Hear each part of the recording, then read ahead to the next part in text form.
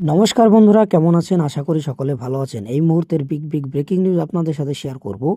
শুধু মুসলিম নয়, হিন্দুরা বাংলা বললে বাংলাদেশি বলে দাগিয়ে দেওয়া হচ্ছে। চলছে নির্মম অত্যাচার। হ্যাঁ বন্ধুরা, এমনটা কিন্তু তথ্য উঠে আসছে। পুরো বিস্তারিত তথ্য আপনাদের সাথে তুলে ধরবো। তার আগে বলে রাখি, আমাদের চ্যানেলে প্রথমবার আসলে অবশ্যই চ্যানেলটি সাবস্ক্রাইব করে আমাদের সাথে থাকবেন।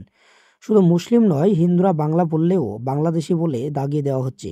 তুলে নিয়ে গিয়ে করা হচ্ছে নির্মম অত্যাচার। হরিয়ানা পালিয়ে এসে বিস্ফোরক অভিযোগ করলেন বাংলার ব্যবসায়ী নাথুরাম বিশ্বাস। তিনি স্পষ্ট জানালেন, শুধু মুসলিম নয়, হিন্দুদেরও তুলে নিয়ে গিয়ে অত্যাচার করা হচ্ছে। নির্যাতন এমন পর্যায়ে পৌঁছেছে যে অনেকে ভয়ে মিথ্যে কথা বলতে বাধ্য হচ্ছে। নিজেরা বাংলাদেশি বললেই তাকে ছেড়ে দেওয়া হচ্ছে, পরে তুলে নিয়ে গিয়ে পুশব্যাক করা হচ্ছে।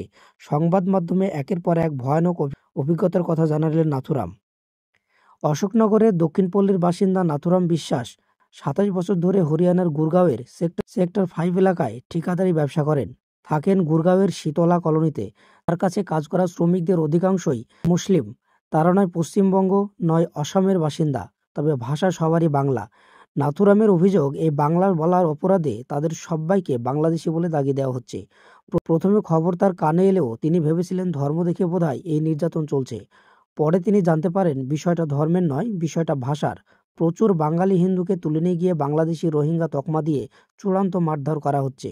অত্যাচার এমন পর্যায়ে পৌঁছেছে যে অনেকে সারা জীবন আর কাজই করতে পারবেন না এমন ভয় পাচ্ছেন। নাথুরাম জানান, রাত ১০টা ১১টা বা ভোর ৩টে থেকে ৪টের মধ্যে হরিয়ানা পুলিশ বাঙালি শ্রমিকদের তুলে নিয়ে গিয়ে আটকে রেখে অকথ্য অত্যাচার চালাতো।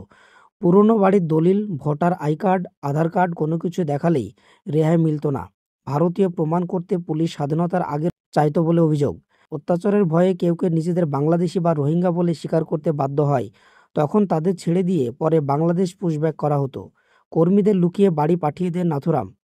তারপর নিজে লুকিয়ে চলে আসে অশোকনগরে।